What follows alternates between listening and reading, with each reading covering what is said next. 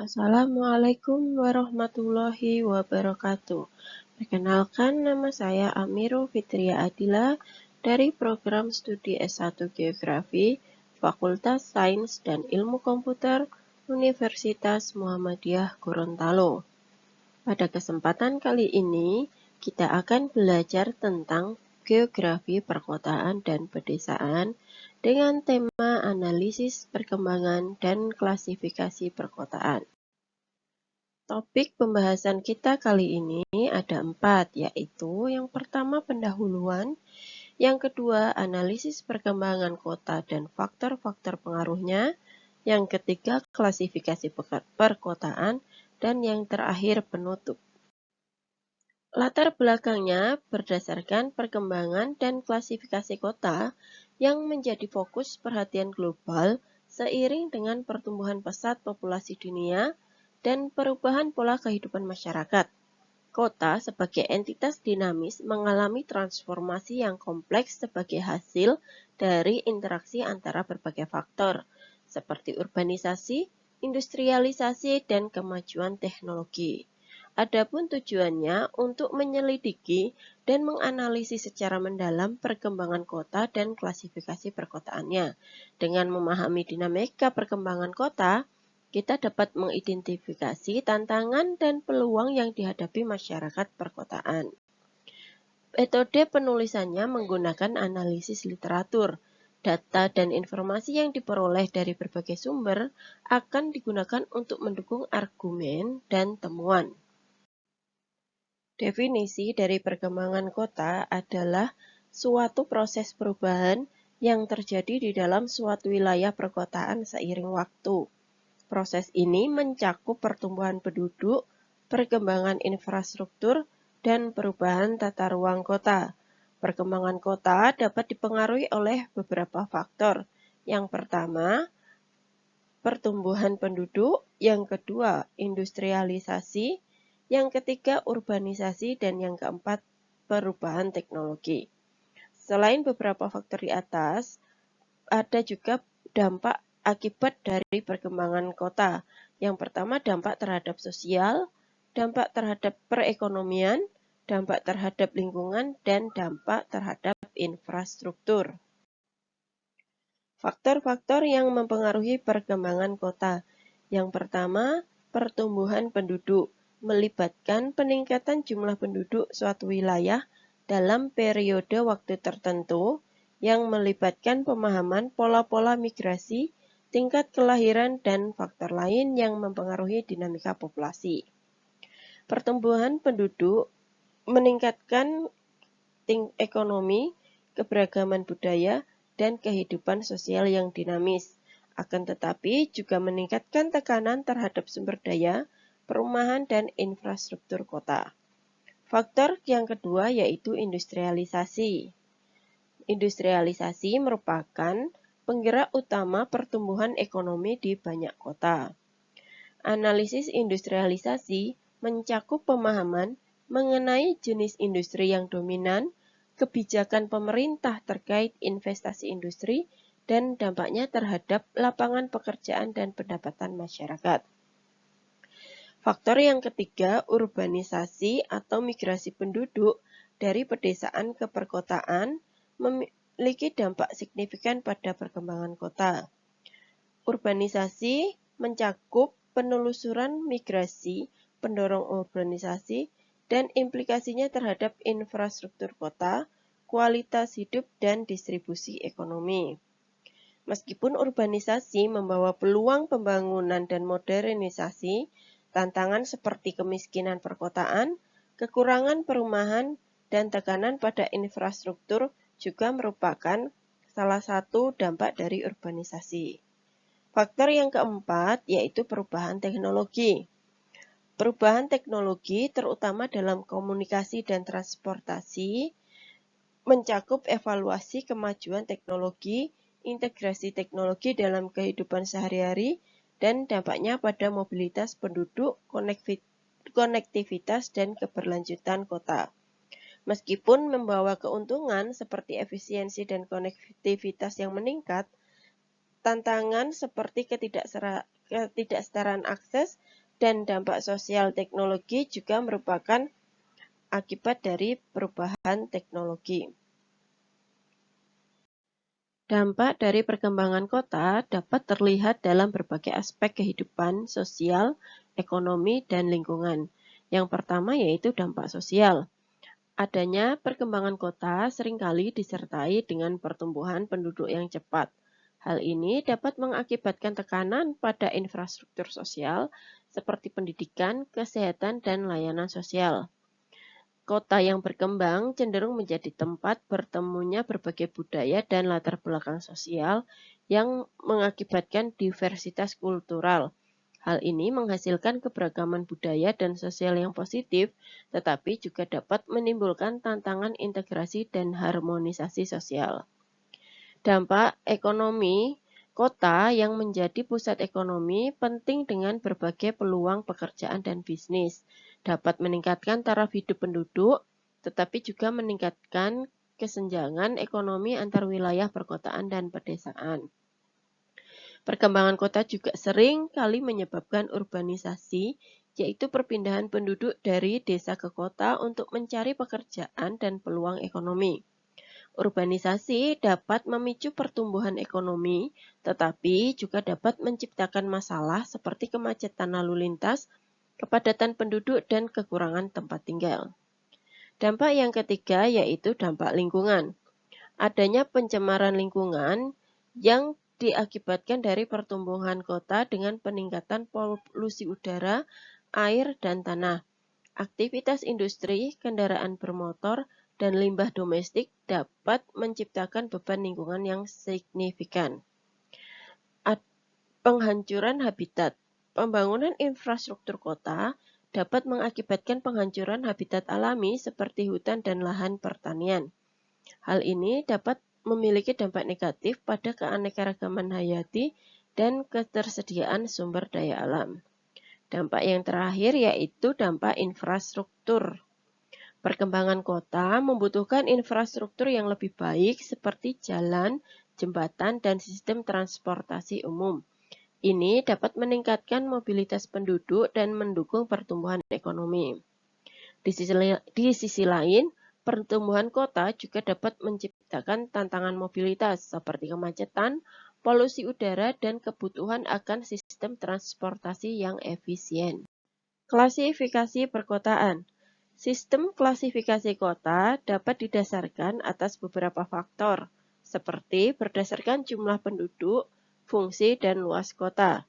Sistem penggolongan kota yang dilakukan oleh sebuah negara tidak selalu sama dengan negara lainnya.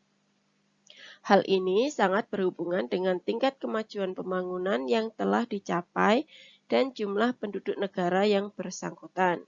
Selain itu, dikenal juga istilah-istilah yang berhubungan dengan penggolongan kota, seperti city atau kota, town atau kota kecil, dan urban atau wilayah perkotaan. Secara umum, sistem klasifikasi kota yang sering digunakan adalah sebagai berikut. Kota-kota di Indonesia diklasifikasikan berdasarkan sejarah pertumbuhannya. Yang pertama, perkembangan kota dari pusat perdagangan. Kota-kota di Indonesia yang berkembang dari pusat perdagangan adalah Jakarta, Pontianak, Bagan si Api-api, Samarinda, Palembang, Jambi, dan Banjarmasin. Kota-kota tersebut berada di pinggir sungai atau pantai dengan tujuan mempermudah pemasaran dan tukar-menukar barang dagangan. Yang kedua, perkembangan kota dari pusat perkebunan. Usaha perkebunan memerlukan tanah yang luas dan cukup subur dengan curah hujan dan iklim yang sesuai dengan tanamannya. Di samping itu, usaha perkebunan banyak memerlukan tenaga kerja. Oleh karena itu, daerah perkebunan selalu didatangi tenaga kerja.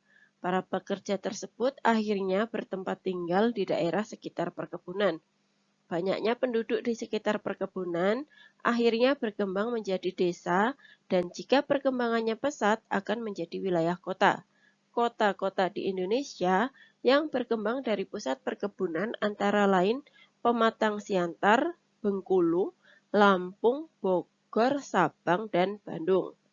Yang ketiga, perkembangan kota dari pusat pertambangan. Selain perkebunan, usaha pertambangan juga banyak memerlukan tenaga kerja. Para pekerja tersebut juga bertempat tinggal di sekitar daerah pertambangan. Banyaknya penduduk di sekitar pertambangan berkembang menjadi desa dan jika perkembangannya pesat akan menjadi wilayah kota. Wilayah kota di Indonesia yang berkembang dari pusat pertambangan antara lain Pelaju, Dumai, Langkat, Tarakan, Kutai, Bontang, Ombilin, Sawah Lunto, Tanjung Enim, Bukit Asam, Wonokromo, dan Cepu. Yang keempat, perkembangan kota dari pusat administrasi pemerintahan. Perkembangan kota dari pusat administrasi pemerintahan, kemajuannya banyak bergantung pada campur tangan para penguasa atau pemerintah, seperti kota Jakarta dan Yogyakarta. Klasifikasi berikutnya berdasarkan pada jumlah penduduknya. Berdasarkan jumlah penduduknya, kota dapat dibedakan menjadi 4 golongan, yaitu kota kecil, kota dengan jumlah penduduk antara 20.000 sampai 100 jiwa. Yang kedua, kota besar, yaitu kota yang berpenduduk antara 100.000 sampai 1 juta jiwa. Yang ketiga, kota metropolitan, yaitu kota yang berpenduduk lebih dari 1 juta jiwa. Dan yang terakhir kota megalopolis atau ekumenopolis. Istilah megapolis berasal dari seorang geograf bernama Gottman untuk menyebutkan gabungan raksasa metropolis-metropolis seperti yang terdapat di Amerika Serikat, Eropa Barat Laut, dan Jepang. Penggabungan itu didefinisikan sebagai situasi konsentrasi penduduk yang berjumlah lebih dari 25 juta jiwa yang berdesak-desakan di kota untuk mencari kehidupan di perkotaan. Megapolis di Amerika Serikat panjangnya mencapai 650 km dari Washington ke Boston. Di Eropa Barat Laut mencapai 825 km dari London ke Hamburg. Dan di Jepang mencapai 480 km dari Tokyo ke Osaka. Klasifikasi kota selanjutnya yaitu klasifikasi berdasarkan fungsinya menurut Gis-np dan Halbert LA. Yang pertama, kota berfungsi sebagai kota industri, di mana kegiatan industri merupakan kegiatan yang menonjol dibandingkan dengan kegiatan yang bukan industri. Kegiatan industri itu meliputi berbagai jenis kegiatan seperti kegiatan yang berdasarkan jenisnya, yaitu industri primer, industri sekunder, dan industri tersier. Juga ada kota berdasarkan industri produksinya, seperti industri kapal terbang, industri kapal laut, dan industri mainan anak. Kota selanjutnya berdasarkan fungsi sebagai pusat perdagangan. Kota-kota yang perdagangan yang besar biasanya merupakan kota-kota pelabuhan. Hal ini disebabkan karena kota yang bersangkutan mempunyai kemungkinan beraktivitas jauh lebih besar daripada kota-kota lainnya yang bukan pelabuhan. Yang ketiga, kota yang berfungsi sebagai pusat politik. Karena adanya perubahan situasi di mana muncul penemuan-penemuan baru di bidang teknologi, maka beberapa kota yang semula berfungsi sebagai pusat pemerintahan kemudian berubah menjadi kota-kota sebagai pusat perdagangan dan industri. Contohnya seperti kota Jakarta. Yang keempat, kota berfungsi sebagai pusat kebudayaan. Dalam hal ini, potensi kulturalnya menjadi kelihatan menonjol dibanding dengan fungsi lainnya. Contohnya kota Yogyakarta dapat dianggap menonjol di bidang pendidikannya dan juga mengenai kegiatan budayanya. Kota selanjutnya yang berfungsi sebagai pusat rekreasi atau kesehatan, di mana kota tersebut mempunyai fungsi sebagai tempat rekreasi ataupun kesehatan apabila pada kota tersebut mempunyai kondisi tertentu yang mampu menarik pendatang untuk menikmati keindahan atau kekayaan alam serta kenyamanan tertentu yang ada di kota tersebut. Yang keenam, kota yang tidak mempunyai fungsi tertentu yang menonjol. Kota ini biasanya merupakan kota yang sangat muda usia pertumbuhannya, atau bisa dibilang merupakan kota baru. Kota-kota ini fungsinya masih tergantung dari kota lain yang lebih besar. Klasifikasi kota selanjutnya berdasarkan karakteristik fisikalnya menurut Taylor Griffin yang lebih menekankan pada unsur site-nya. Secara keseluruhan, berbagai jenis kota yang muncul di berbagai kondisi geografis menyoroti keragaman lokasi dan faktor-faktor pembentukannya.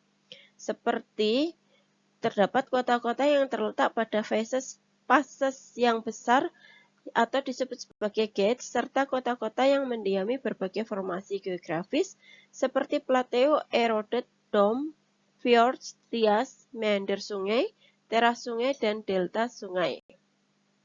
Klasifikasi selanjutnya, menurut Nelson RL yang menekankan pada segi morfologinya. Yang pertama, kota yang berbentuk bujur sangkar atau the square cities. Kota ini biasanya merupakan kota yang terbentuk karena adanya kegiatan yang relatif seragam dan biasanya sangat dipengaruhi oleh kegiatan pertanian. Pasar induk biasanya betul-betul terletak di bagian tengah dari kota, lalu daerah pemukiman yang ada akan berkembang di sisi-sisinya. Maka bentuk atau morfologi kotanya akan berbentuk bujur sangkar atau sedikit membulat. Contoh kota ini adalah kota Yogyakarta. Yang kedua, kota yang berbentuk 4 persegi panjang atau the rectangular cities. Kota yang berbentuk 4 persegi panjang ini pada garis besarnya sama dengan kota yang berbentuk bujur sangkar. Hanya saja, pada kedua sisinya yang lain terdapat hambatan alami, seperti gurun pasir, laut, dan lainnya, yang sangat mengganggu kesempatan zona-zona kota yang ada untuk berkembang ke samping. Kota selanjutnya, kota yang berbentuk seperti kipas atau the fan-shaped cities. Pada kota-kota seperti ini, biasanya pusat kota terletak pada daerah pinggiran. Oleh karena sebab tertentu, perluasan fiskal kotanya hanya berjalan pada sisi-sisi tertentu saja. Pada umumnya, kota pelabuhan yang mempunyai bentuk kipas adalah merupakan kota pelabuhan yang mempunyai latar belakang topografi yang relatif datar dan tidak mempunyai hambatan fiskal yang lain. Contohnya adalah kota Semarang. Klasifikasi selanjutnya berdasarkan karakteristik pertumbuhannya menurut Hodgson JM. Yang pertama, stadium pembentukan inti kota atau nuclear phase. Stadium ini merupakan tahap pembentukan apa yang kemudian dikenal dengan istilah CBD atau Central Business District. Pada masa ini baru dirintis pembangunan gedung-gedung utama sebagai penggerak kegiatan yang ada dan yang baru mulai meningkat. Yang kedua yaitu stadium formatif atau formative phase. Tahap ini mulai menunjukkan ciri-cirinya yang berbeda dengan tahap yang pertama pada abad ke-19. Hal ini timbul sebagai akibat adanya revolusi industri yang meledak di kawasan Eropa Barat. Perkembangan industri pada saat itu mulai meluas dan perkembangan teknologi juga merasuk ke sektor lain seperti sektor transportasi dan komunikasi serta perdagangan. Yang ketiga, stadium modern atau modern phase. Stadium ini mulai terlihat pada abad ke-20, sejalan dengan semakin majunya perkembangan teknologi. Sebagian penduduk kota mulai memilih hidup keluar pada pinggiran kota karena kota sudah semakin padat dengan bangunan, lalu lintas, dan mulai hilangnya lahan hijau. Hal inilah yang kemudian diketahui sebagai latar belakang munculnya kota-kota satelit atau suburban. Dalam pendekatan dinamika, gejala tersebut di atas digolongkan sebagai suatu kekuatan yang disebut sebagai centrifugal force. Klasifikasi berikutnya berdasarkan dinamika fungsionalnya menurut Taylor Griffith. Yang pertama, tahap infantile atau the infantile stage. Pada tahap ini belum terlihat adanya pemilahan yang jelas mengenai daerah-daerah pemukiman dengan daerah-daerah perdagangan atau daerah tertentu. Yang kedua, tahap juvenile atau juvenile stage. Pada tahap ini mulai terlihat adanya proses pengelompokan pertokoan pada bagian-bagian kota tertentu dan daerah dengan karakteristik khusus. Yang ketiga, tahap dewasa. Pada tahap ini, mulai terlihat gejala-gejala segregasi fungsi-fungsi atau pemisahan fungsi-fungsi dan kemudian mengelompok. Kelas pemukiman yang jelek terlihat dengan jelas perbedaannya dengan kelas pemukiman yang lebih baik. Tahap yang keempat yaitu tahap ketuaan atau the senile stage. Tahap ini ditandai oleh adanya pertumbuhan yang terhenti atau cessation of growth, kemunduran dari beberapa distrik dan kesejahteraan ekonomi penduduknya menunjukkan gejala-gejala penurunan. Klasifikasi berikutnya berdasarkan atas kondisi tekniko-kulturalnya menurut Mumford Lewis. Yang pertama, fase eotechnical atau eotechnic phase. Pada fase ini, sesuatu permukiman atau settlement ditandai oleh adanya penggunaan angin, air, dan bahan bakar dari kayu sebagai sumber tenaga. Yang kedua, fase paleoteknikal atau paleotechnical phase. Pada fase ini telah terlihat adanya kemajuan dalam penggunaan sumber energi seperti tambang biji besi dan batu bara yang mendominasi keadaan perekonomiannya. Yang ketiga, fase neoteknik atau neoteknik phase. Perkembangan kota ini ditandai dengan mulai digunakannya tenaga listrik sebagai sumber energi. Di samping itu ditandai pula oleh makin meluasnya penggunaan alat komunikasi. Yang keempat, fase bioteknik atau bioteknik phase. Pada fase ini, peradaban manusia atau civilization dan segala pertimbangan tindakan manusia selalu ditinjau dari matra biologis dalam skala yang lebih luas konteksnya dibandingkan dengan pertimbangan fiskal semata. Klasifikasi berikutnya berdasarkan atas pertumbuhan kota dari matra sosiokultural menurut Lewis Mumford. Yang pertama, Eopolis stage atau fase Eopolis. Dalam tahap ini dicerminkan oleh adanya village community yang makin maju walaupun kondisi kehidupannya masih didasarkan pada kegiatan pertanian, pertambangan, dan perikanan. Yang kedua, polis stage atau fase polis. Tahap ini ditandai oleh adanya pasar yang cukup besar. Dan sementara itu, beberapa kegiatan industri yang cukup besar mulai bermunculan di sana-sini. Pengaruh industri tersebut dapat dikatakan masih terbatas. Penampakan kekotaan yang ada sudah jelas terlihat walaupun masih dalam skala yang kecil. Yang ketiga, metropolis stage atau fase metropolis. Dalam tahap ini, penampakan kekotaannya sudah mulai bertambah besar.